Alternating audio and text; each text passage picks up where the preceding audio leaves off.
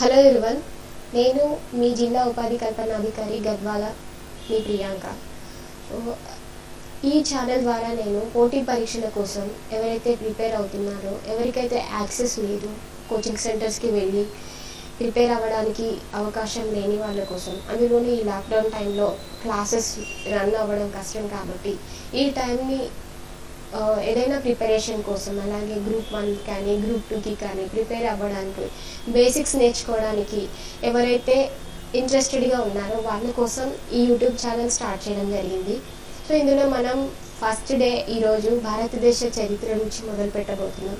భారతదేశ చరిత్ర చూసినట్లయితే 3 భాగాలుగా ఉంటుంది. ప్రాచీన భారతదేశ చరిత్ర, మధ్యయుగ భారతదేశ చరిత్ర, అలాగే ఆధునిక భారతదేశ చరిత్ర. సో ఇందులో మనము ప్రాచీన భారతదేశ చరిత్రలో చూసుకున్నట్లయితే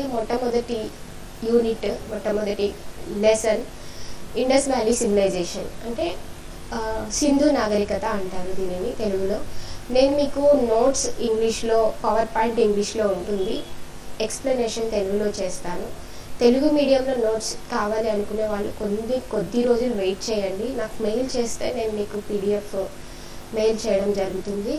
సో మనం క్లాస్ లెసన్లోకి వెళ్తే మనం ఇండస్ వ్యాలీ సివిలైజేషన్, సింధు నాగరికత గురించి తెలుసుకుందాం.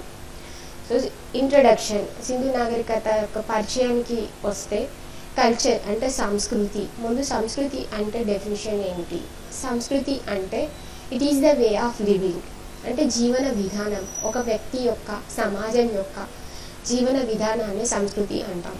అలాగే సివిలైజేషన్ అంటే నాగరికత, దీనిని తెలుగులో నాగరికత అంటారు. అసలు నాగరికత అంటే advancement in material aspects and technological aspects is called as civilization. అంటే వస్తుపరంగా మరియు సాంకేతిక పరంగా అభివృద్ధి చెందడాన్ని నాగరికత అంటారు. ఫీచర్స్ ఆఫ్ ద సివిలైజేషన్ నాగరికత యొక్క లక్షణాలు ఏంటి అంటే అర్బనైజేషన్, పట్టణీకరణ, స్క్రిప్ట్ రాత విధానం, మెటీరియల్ గ్రోత్, అది వ్యాపార వాణిజ్య పరంగా వస్తువుల యొక్క, టెక్నాలజీ యొక్క సాంకేతిక పెరుగుదల అన్నమాట. అలాగే టెక్నాలజీ అంటే సాంకేతిక అభివృద్ధి, increasing use of metals and skills, అంటే నైపుణ్యాన్ని అండ్ మెటల్స్ని, ఖనిజాలని వాడుకుంటూ సాంకేతికతని జోడిస్తూ అభివృద్ధి చెందడం అన్నమాట. ఈ 4 కూడా మనము ఒక నాగరికత యొక్క అభివృద్ధిలో లక్షణాలు. ఇకపోతే చరిత్రలోకి, ఇంట్రడక్షన్లోకి వెళ్తే, before 1875 there was a belief that there is no civilization before Aryans, which is proved wrong in 1875 as Alexander Cunningham discovered a seal of bull image at Harappa. And 1875 కంటే బిఫోర్, 1875 సంవత్సరం కంటే ముందు, ఆర్యుల కంటే ముందు ఎలాంటి నాగరికత లేదు అనే ఒక నమ్మకం ఉండేది ప్రజల్లో.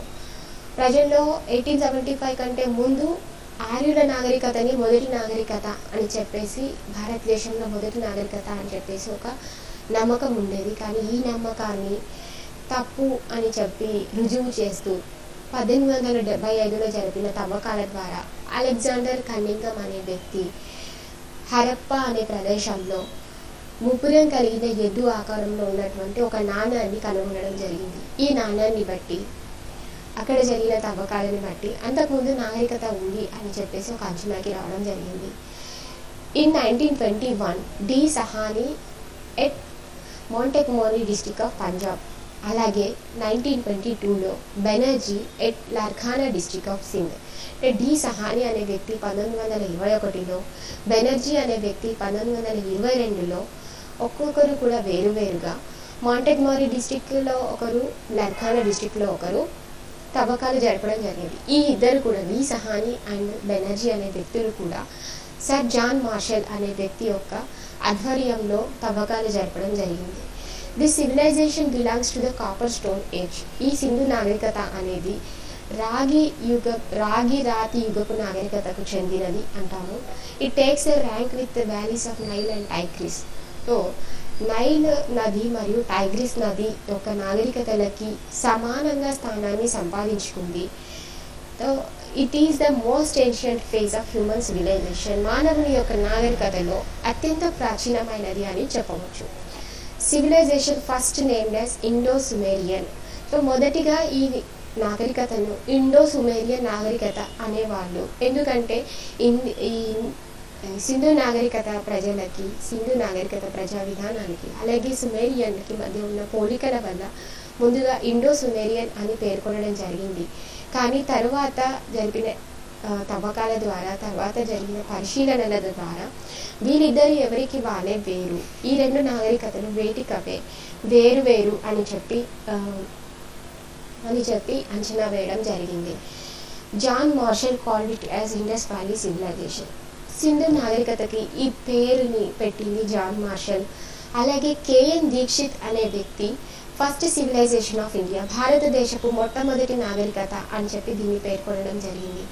ఎందుకు దీనిని మొట్టమొదటి భారతదేశపు నాగరికత అని పేర్కొన్నారు అంటే ఇది కేవలం సింధు నాగరికత, సింధు ప్రాంతం, సింధు నదీ పరివాహ ప్రాంతంలోనే కాకుండా మొత్తం ఉత్తర భారతదేశం అంతా కూడా వ్యాప్తి చెంది ఉంది కాబట్టి దీనిని భారతదేశపు మొదటి నాగరికత అని చెప్పి కేఎన్ దీక్షిత్ అనే వ్యక్తి పేర్కొనడం జరిగింది.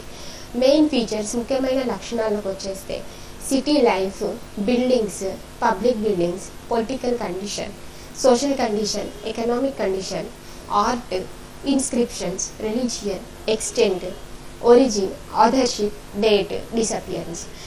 ఏదైనా నాగరికత కావచ్చు, ఏ రాజ్యం గురించి కావచ్చు, చరిత్రలో ఏదైనా ప్రశ్నకి సమాధానం రాసేటప్పుడు ఈ 14 పాయింట్స్ మాత్రం గుర్తుపెట్టుకుంటే రాయడానికి కొంచెం ఈజీగా ఉంటుంది. ఎందుకంటే ఇప్పుడు సింధు నాగరికత, అలాగే ఆర్యుల నాగరికత కావచ్చు, అలాగే మగధ రాజ్యం గురించి కావచ్చు, గుప్తుల గురించి కావచ్చు, మొఘలుల గురించి కావచ్చు, ఇలా ఎవరి గురించి మనము ప్రశ్నకి సమాధానం రాస్తున్నా కూడా ఈ 14 పాయింట్స్, ఇందులో అట్లీస్ట్ కనీసం 10 పాయింట్స్ వరకైనా మెన్షన్ చేసుకుంటూ రావాల్సి ఉంటుంది. సో ఇవన్నీ కూడా ఒక కామన్ పాయింట్గా మనం గుర్తుపెట్టుకుంటే మిగిలింది మనం ఆన్సర్ రాయడం వేటికి అవి వేరువేరుగా గుర్తుపెట్టుకుంటూ రాయడం జరుగుతుంది. సో సిటీ లైఫ్ అంటే పట్టణ జీవన విధానం. సింధు నాగరికత మనం చూసినట్లయితే ప్రజలు పట్టణ జీవన విధానాన్ని అవలంబించినారు. ఇందులో సిటీ లైఫ్లో వచ్చేసి అర్బన్ సివిలైజేషన్, పట్టణీకరణ, టౌన్ ప్లానింగ్, పబ్లిక్ వెల్స్ అంటే ప్రజలకి ఉపయోగకరమైన బావులు తవ్వబడి ఉన్నాయి, ల్యాంప్ పోస్ట్ ఎట్ ఇంటర్వేల్స్ అంటే స్ట్రీట్ వీధి దీపాలు అరేంజ్మెంట్ అనేది ఉండింది. అలాగే డ్రైనేజ్ సిస్టమ్. సింధు నాగరికతలో చాలా ముఖ్యమైనది డ్రైనేజ్ సిస్టమ్. వీళ్ళు మంచి డ్రైనేజ్ సిస్టమ్, ఎక్స్టెన్సివ్ డ్రైనేజ్ సిస్టమ్ని వాడడం జరిగింది. It clearly indicated that Indus people adapted advanced principles of sanitation and health. So, ఈ సిటీ లైఫ్ని అలాగే డ్రైనేజ్ సిస్టమ్, వీళ్ళు అవలంబించినటువంటి డ్రైనేజ్ సిస్టమ్ని బట్టి, డ్రైనేజ్ వ్యవస్థని బట్టి వీళ్ళు ఆరోగ్యానికి మరియు పారిశుద్ధ్యానికి ఎక్కువ ప్రాముఖ్యతని ఇచ్చినారు అని చెప్పేసి పేర్కొనవచ్చు. అలాగే buildings and housing, second point వచ్చేసి బిల్డింగ్స్ అండ్ హౌసింగ్. వీళ్ళ నివాస స్థలాలు, స్మాల్ అండ్ బిగ్ హౌసెస్ ఉండేవి, పెద్దవి మరియు చిన్న నివాసాలు ఉండేవి. ప్లెయిన్ హౌసెస్, నో స్కల్ప్చర్స్ అంటే విగ్రహాలు. సో ఎలాంటి పెయింటింగ్స్ కానీ స్కల్ప్చర్స్ కానీ లేకుండా ప్లెయిన్ హౌసెస్ ఉండేవి. వాళ్ళు కాల్చిన ఇటుకలను వాడడం జరిగింది. They used burnt bricks, mud plaster use చేసినారు. మల్టీ స్టోరీడ్ బిల్డింగ్ ప్రజెంట్, బహుళ అంతస్తుల బిల్డింగులు కూడా వీళ్ళ నాగరికతలో మనం చూడవచ్చు. అలాగే జిప్సమ్ నాట్ నోన్. సింధు నాగరికత ప్రజలకి జిప్సమ్ అనేది తెలీదు. ఇది చాలా చాలా ఇంపార్టెంట్ ప్రిలిమ్స్ బిట్. సింధు నాగరికత ప్రజలకి తెలియనిది ఏది అంటే జిప్సమ్ తెలీదు. పబ్లిక్ బిల్డింగ్స్, ప్రభుత్వ భవనాలు వచ్చేసి టౌన్ అసెంబ్లీ హాల్. ఇక్కడ మనకి టౌన్ అసెంబ్లీ హాల్ బయటపడింది. టోటల్ 80 స్క్వేర్ ఫీట్, 80 చదరపు గజాల విస్తీర్ణం కలిగినటువంటి టౌన్ అసెంబ్లీ హాల్ బయటపడింది. 2-3 పాయింట్స్ చాలా చాలా important. Great bath and great granary, మహాస్నాన వాటిక మరియు ధాన్య భాండాగారము. మహాస్నాన వాటిక మహంజోదారోలో బయటపడింది. ఈ మహాస్నాన వాటికకి ఒక వైపు నుండి వేడి నీటి పంపు అరేంజ్మెంట్, వేడి నీటి పంపు వ్యవస్థ కూడా ఉండింది. గ్రేట్ గ్రానరీ మహాధాన్య భాండాగారం ఇది హరప్పా అనే ప్రదేశంలో బయటపడింది. ఈ ధాన్య భాండాగారాన్ని ఫుడ్ స్టోరేజ్ కోసం, అంటే ధాన్యాన్ని నిల్వ ఉంచడం కోసం 8 గదులు ఉంటాయి. ఈ భాండాగారంలో 8 గదులతో కూడినటువంటి ఈ కట్టడం హరప్పాలో బయటపడింది. పొలిటికల్ కండిషన్, రాజకీయ వ్యవస్థ, fortified Citadel present. So Sindhu నాగరికత లో ఫోర్టిఫైడ్ సిటాడెల్ అంటే కోట గోడ, మంచి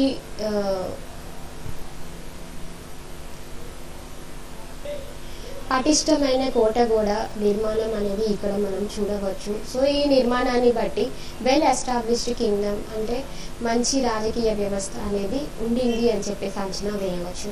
well planned town and systemic drainage system present, మంచి ప్రణాళికతో కూడినటువంటి పట్టణ నాగరికత, అలాగే సిస్టమిక్ డ్రైనేజ్ సిస్టమ్, మంచి ప్లానింగ్తో కూడినటువంటి డ్రైనేజ్ వ్యవస్థ కూడా ఉండింది.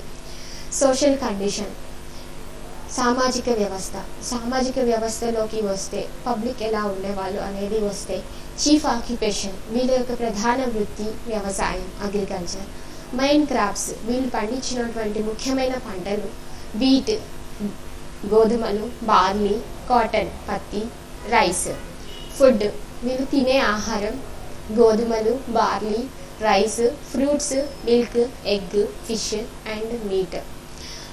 డొమెస్టికేటెడ్ ఎనిమల్స్, వీళ్ళు పెంచుకున్న పెంపుడు జంతువులు, వీళ్ళకి తెలిసినటువంటి పెంపుడు జంతువులు హంప్డ్ బుల్ అంటే ముప్పురం కలిగిన ఎద్దు, బఫెల్లో గేదె, Pig, sheep, elephant and camel. Wild animals అంటే వీళ్ళకి తెలిసినటువంటి అడవి జంతువులు టైగర్, బేర్, రైనోసిరస్. పులి, బేర్ అలాగే రైనోసిరస్ ఇవన్నీ కూడా తెలుసు వీళ్ళకి. Cat and horse not known, ఎప్పుడైతే వీళ్ళకి ఇది తెలీదు అనేది ఉంటుందో అది ప్రిలిమ్స్కి చాలా చాలా ఇంపార్టెంట్. అక్కడ మెటల్స్లో వీళ్ళకి వస్తువులలో జిప్సమ్ అంటే భవనాలని కట్టబడే వస్తువులలో జిప్సమ్ అనేది తెలీదు. అలాగే జంతువులలో వీళ్ళకి క్యాట్ పిల్లి మరియు హార్స్ గుర్రం ఈ రెండు కూడా తెలీదు. Metals gold, silver, copper, lead, bronze ఇవన్నీ కూడా వీళ్ళు వాడినారు. ఐరన్ నాట్ నోన్, వీళ్ళకి ఇనుము తెలియదు. Dress made with cotton and wool, పత్తి మరియు ఉన్నితో చేయబడినటువంటి బట్టలని వీళ్ళు ధరించడం జరిగింది. ఆర్నమెంట్స్ ఆభరణాలు మెన్ అండ్ ఉమెన్, పురుషులు మరియు స్త్రీలు ఇద్దరు కూడా ధరించడం జరిగింది. Ornaments made of gold, silver, copper and also used semi precious stones, అంటే రాళ్లతో పొదిగినటువంటి అమెజాన్ జెస్పర్ వంటి రాళ్లతో పొదిగినటువంటి బంగారం, వెండి, రాగి ఆభరణాలను వీళ్ళు వాడడం జరిగింది. కల్చర్ ఆఫ్ బ్యూటీ, వీళ్ళు అందానికి కూడా ఇంపార్టెన్స్ ఇవ్వడం, అందానికి కూడా ప్రాముఖ్యత ఇవ్వడం జరిగింది. ఉమెన్ యూజ్డ్ హెయిర్ పిన్స్, స్త్రీలు hair pins, I paints, lipstick, face powder, combs అంటే దువ్వెన, మిర్రర్స్ అద్దాలు ఇవన్నీ కూడా వాడడం జరిగింది. హౌస్ హోల్డ్ ఆర్టికల్స్, ఇంట్లో వాడబడే వస్తువులు made of would, stone, metals, pottery. So చెక్క, రాయి, మిగిలిన ఖనిజాలుతో తయారు చేయబడినటువంటి వస్తువులను వాడడం జరిగింది. కాపర్, బ్రాంజ్ ఎక్స్టెన్సివ్లీ యూజ్డ్, రాగి మరియు కంచుని ఎక్కువగా వాడడం జరిగింది. Used wheel made pottery painted in red and black, ఎరుపు మరియు నలుపు రంగులో పెయింటింగ్ వేయబడినట్టు పోటరీ అంటే కుండలు. వీళ్ళ కుండలు చాలా చాలా ఇంపార్టెంట్. వీల్ మేడ్ పోటరీ అంటే చక్రం పైన చేయబడినటువంటి కుండలని వీళ్ళు వాడడం జరిగింది. వెపన్స్ ఆఫ్ వార్, యుద్ధంలో వాడబడినటువంటి వెపన్స్ ఆయుధాలు వీళ్ళు యూజ్ చేసింది గొడ్డలు, స్పియర్స్, బోస్, ఆరోస్. విల్లు, బాణం, గొడ్డలు వీళ్ళు వాడడం జరిగింది. Defence weapons like shields, helmets, armours were not known. వీళ్ళకి యుద్ధ రంగంలో వాడేటటువంటి షీల్డ్స్ కానీ హెల్మెట్స్, తలకి పెట్టుకునే హెల్మెట్స్ కానీ, ఆర్మర్స్ కవచాలు కానీ వీళ్ళకి తెలియదు. ఎందుకంటే ఇవన్నీ కూడా షీల్డ్స్, హెల్మెట్స్, ఆర్మర్స్ ఇవన్నీ కూడా ఇనుముతో తయారు చేస్తారు కాబట్టి వీళ్ళకి అసలు ఇనుము అనే వస్తువే తెలియదు కాబట్టి వీళ్ళకి ఆ వస్తువులు తెలీదు. అమ్యూజ్మెంట్స్, వినోదం. వీళ్ళు వినోదానికి వాడింది డైజింగ్ అంటే పాచికలు ఆడడం, బుల్ ఫైటింగ్ ఎద్దుల పందాలు, డాన్సింగ్ అండ్ మ్యూజిక్. సంగీతం, నృత్యం కూడా వీళ్ళు వినోదంలో భాగంగా ఉండేది. Kids play things are made of clay. Clay అంటే బంకమట్టి. సో వీళ్ళ పిల్లలు ఆడుకునేటటువంటి ఆట వస్తువులు బంకమట్టితో తయారు చేయబడినవి వాడినారు. Weights and measures. They knew binary and decimal systems. అంశ పద్ధతి, దశాంశ పద్ధతి, 2 పద్ధతులు కూడా వీళ్ళకి తెలుసు. అలాగే మెజరింగ్ స్కేల్ 13 inches. వీళ్ళు వాడబడినటువంటి స్కేల్ 13 ఇంచులు ఉండేది. First scale discovered at Lothal. ఇది ప్రిలిమ్స్ బిట్. మొట్టమొదటి స్కేల్ ఎక్కడ కనుగొనబడింది అంటే లోథాల్లో కనుగొనబడింది. ఈ స్కేల్ కూడా ఐవరీ, ఏనుగు దంతంతో తయారు చేయబడినటువంటిది. Smallest division 1.6 millimeters, 1.6 millimeters. అత్యంత కనిష్ట కొలత 1.6 millimeters. Economic condition. వీళ్ళ సింధు నాగరికత ప్రజల ఆర్థిక వ్యవస్థను చూసినట్లయితే trade and commerce flourished extensively.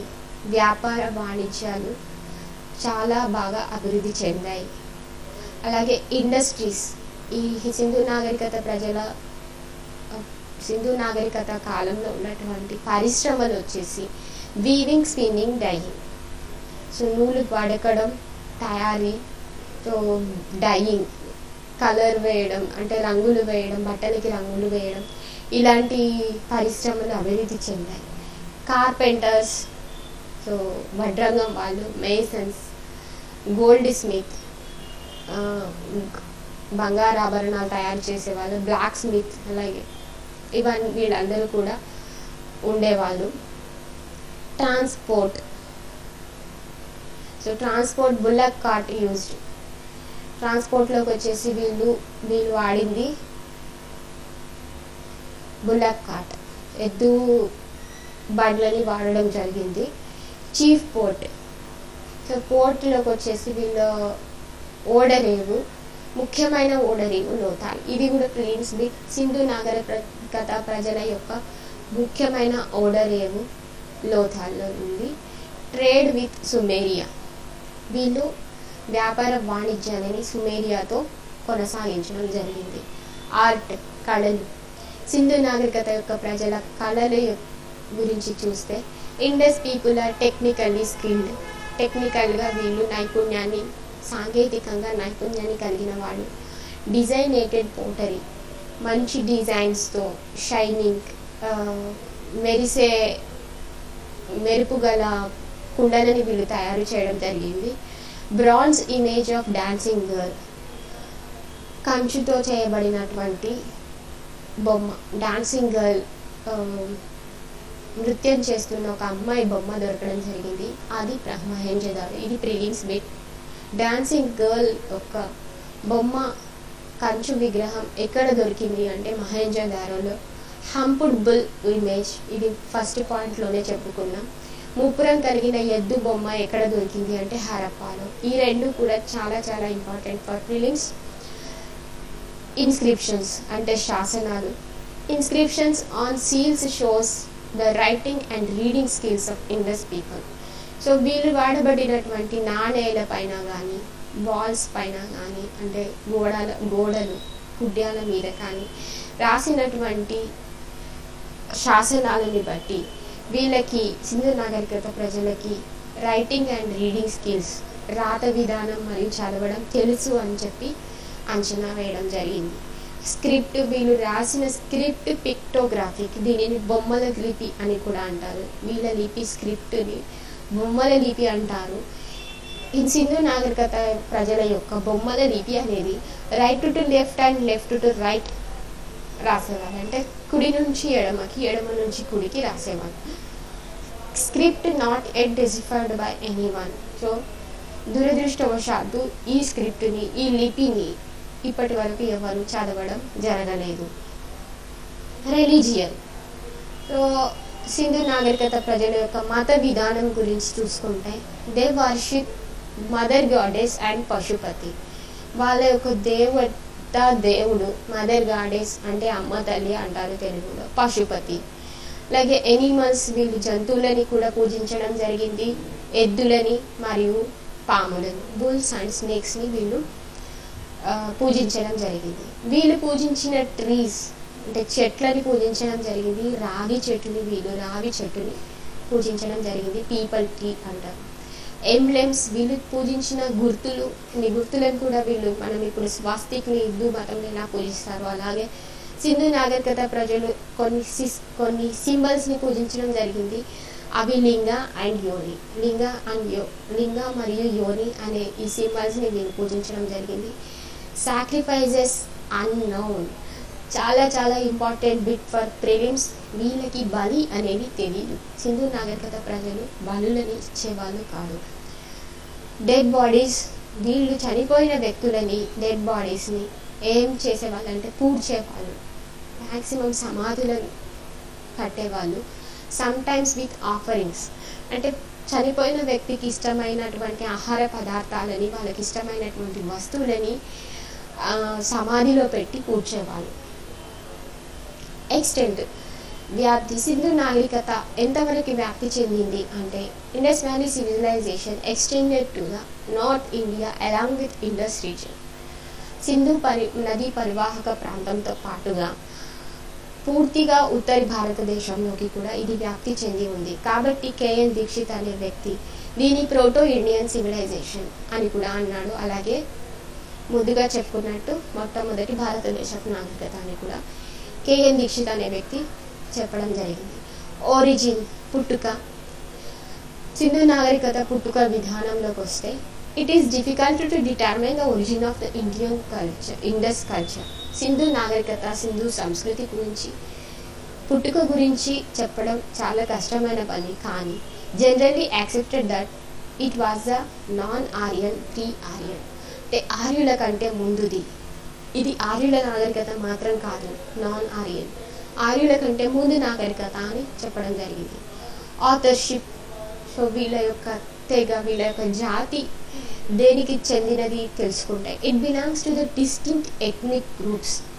కొంతమంది శాస్త్రవేత్తలు, కొంతమంది చరిత్రకారుల అంచనా ప్రకారం సింధు నాగరికత ప్రజలు వేరు వేరు ఎథ్నిక్ గ్రూప్స్కి, వేరు వేరు తెగలకి చెందినవారు అని చెప్పి పేర్కొనడం జరిగింది.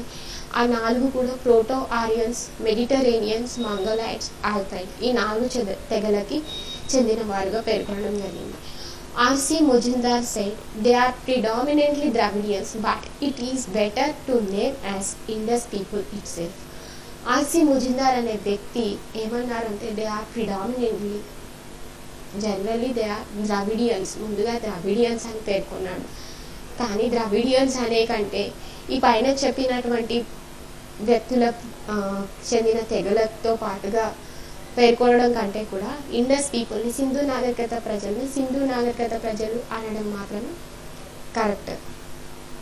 డేట్, సింధు నాగరికత విలసిల్లిన